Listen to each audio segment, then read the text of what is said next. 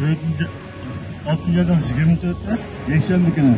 Yani Vancouver şehirde biz Vancouver'daki kıyırılışına Xitoy tajovuzga qarshi, ya'ni bo'layotgan zulmga, izlayotgan xalqimizning dardiga yetish uchun bugun bu yerga namoyish chiqdik. Gerçi bizning sonimiz oz bo'lsa-mu, ovozimiz 35 million xalqning ovozi. Nafratimiz 35 millionning nafrati. Shuna bugun bu yerda Müşahede tashviqot varaqlarini dağışı orqali mushu downtownda ko'p odam yig'ilgan markazda boshqalarga mushu zulmni anglatish uchun men turibmiz. İnşallah men mushu sababli butun dunyodagi mujohidlarga uyg'urlikka mushu Xitoy tajovuzning zulmiga qarshi birlikda bir safda bo'lib ovoz olishni umid qilaman. Rahmat.